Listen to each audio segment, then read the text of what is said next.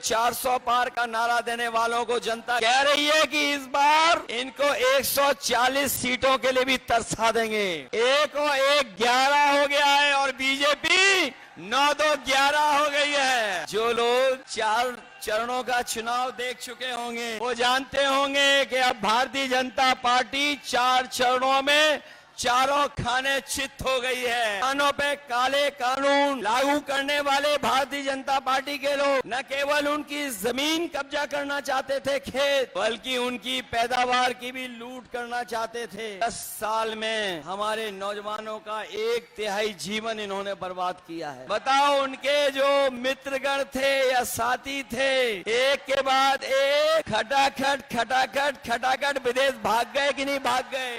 अब जनता इनसे कह रही है कि अब आपको हटा देंगे फटाफट फटाफट फटाफट।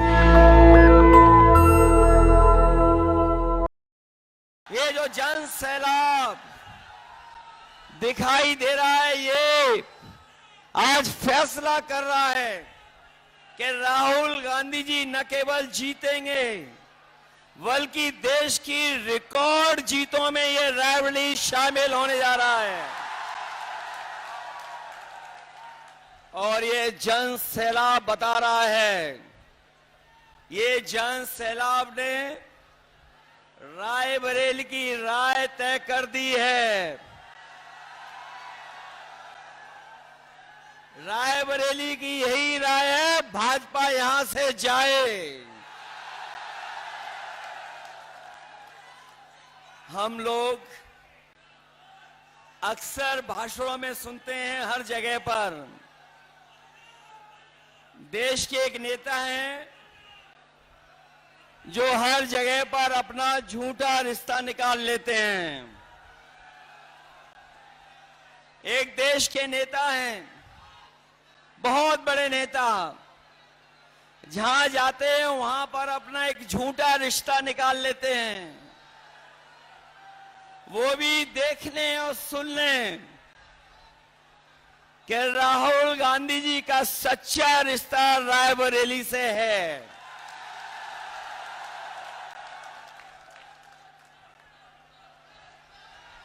ये रायबरेली से सच्चा रिश्ता है। अगर रा से रायबरेली है तो रा से राहुल भी है। जो लोग गिनती नहीं समझ पाते हैं वो भी गिनती समझ लें। 1 और 1 11 हो गया है और बीजेपी 9-2-11 हो गई है। बताओ बीजेपी 9-2-11 हो गई कि नहीं हो गई। जो लोग 4 चरणों का चुनाव देख चुके होंगे वो जानते होंगे कि अब भारतीय जनता पार्टी 4 चरणों में चारों खाने चित हो गई है। ये भाजपा का रथ, ये जो भाजपा के लोग घूम रहे हैं इस बार उत्तर प्रदेश में फंसे नहीं हैं। इस बार जनता ने इन्हें, बताओ जनता ने इन्हें फंसा दिया कि नहीं फंसा दिया। इनका रथ धस गया कि नहीं धस गया। और याद रखना ये बीजेपी वाले वही लोग हैं जो किसानों के ऊपर 4 काले कानून लागू कर रहे थे। काले कानून लागू कर रहे थे, याद है कि नहीं याद है। हमारे किसानों को खड़ा होना पड़ा, लड़ना पड़ा, हजारों शहीद हुए लेकिन पीछे नहीं हटे। किसान तभी पीछे हटा जब सरकार ने काले कानून वापस ले लिए। किसानों पे काले कानून लागू करने वाले भारतीय जनता पार्टी के लोग न केवल उनकी जमीन कब्जा करना चाहते थे खेत, बल्कि उनकी पैदावार की भी लूट करना चाहते थे। ये किसानों को आय दुगुनी की बात कहने वाले लोग, किसानों को आय दोगुनी का वादा करने वाले, उनकी हर बात झूठी निकली कि नहीं निकली? उनका वादा झूठा रहा कि नहीं रहा? और न केवल इन्होंने किसानों को धोखा दिया, बल्कि यहां एक एक नौजवान जानता होगा कि अगर वो तैयारी करके परीक्षा लिखने गया, उन परीक्षाओं के पेपर लीक करा दिए, पेपर रद्द कर दिया। और याद रखना नौजवानों, इन्होंने जानबूझ करके पेपर लीक कराए हैं, और इसलिए कराए क्योंकि नौजवानों को इन्हें नौकरी न देनी पड़ जाए। हर परीक्षा का पेपर लीक हुआ, और एक परीक्षा का नहीं, 10 से ज्यादा परीक्षाओं के पेपर लीक करा दिए। न केवल हमारे नौजवानों की नौकरी छीनी है, बल्कि 10 साल में हमारे नौजवानों का 1/3 जीवन इन्होंने बर्बाद किया है। बताओ, 1/3 जीवन बर्बाद हुआ कि नहीं हुआ? इसलिए इस चुनाव में सावधान हो कि नहीं हो आप लोग। और महंगाई कहां पहुंचा दी है। अभी हम अमेठी से होकर के आए हैं, सिलेंडर वाले सांसद जी के क्षेत्र से। वहां जो जन सैलाब देखा, उससे वहां के सांसद सरेंडर हो गए। बताओ, आज कीमत कहां पहुंचा दी? डीजल पेट्रोल कहां पहुंच गया? और हमारे नौजवान कभी कभी मोटरसाइकिल खरीद लेते थे। 10 साल पहले क्या कीमत थी मोटरसाइकिल की, और आज कीमत क्या है? 1 लाख से ऊपर पहुंचा दिया कि नहीं पहुंचा दिया? बिजली महंगी कर दी कि नहीं कर दी? इन्होंने बिजली नहीं बनाई, ना सब स्टेशन लगाए, ना कोई सुविधा दी। लेकिन जब बिजली का बिल आ रहा है तो आपको करंट लग रहा कि नहीं लग रहा? बीजेपी के लोगों ने आपके साथ धोखा किया कि नहीं किया? इसलिए न केवल हमारे किसानों की बोरी से चोरी की है, बोरी से चोरी हुई, पहले 5 किलो, फिर 5 किलो, बताओ 10 किलो की चोरी हो गई कि नहीं हो गई? और जो नैनो यूरिया देते हैं, नैनो यूरिया तभी खरीदते हैं, या नैनो यूरिया को बिकवाने के लिए नया फार्मूला निकाला है कि जब तक डीएपी नहीं लोगे तब तक, या नैनो यूरिया नहीं लोगे तो डीएपी नहीं मिलेगी।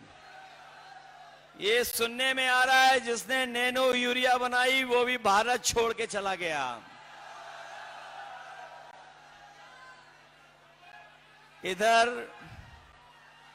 बीजेपी के लोग बड़े घबराए हुए हैं।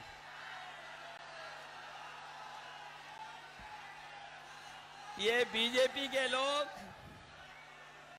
बड़े घबराए हुए हैं, और दिल्ली वालों ने जब से सुना है कि इंडिया गठबंधन गरीबों के लिए फैसले ले रहा है, ये दिल्ली वालों ने जब से सुना है, दिल्ली वालों ने जब से सुना कि गरीबों के लिए फैसले होने जा रहे हैं, तब से वो आपके प्रत्याशी के खटाखट खटाखट खटाखट की नकल करने लगे हैं। वो कह रहे हैं कि हम लोग विदेश चले जाएंगे, लेकिन हमारे देश की जनता जागरूक है। वो जानती है कि उन्होंने कुछ साल पहले ही अपने खासम खास लोगों को एक के बाद एक विदेश भेजने का काम किया था। बताओ, उनके जो मित्रगण थे या साथी थे, एक के बाद एक खटाखट विदेश भाग गए कि नहीं भाग गए?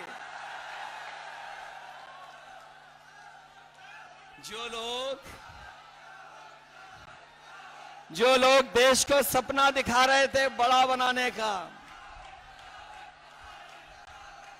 बताओ कर्जे में डुबा दिया देश को कि नहीं डुबा दिया?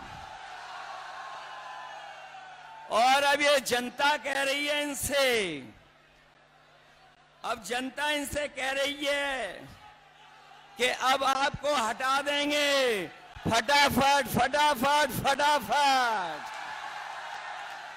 बताओ, इन्हें हटा दोगे कि नहीं हटा दोगे? और जो कहते थे कि ना खाएंगे ना खाने देंगे, याद है कि नहीं याद है? जो कहते थे कि ना खाएंगे ना खाने देंगे, बताओ वो सब डकार गए कि नहीं डकार गए?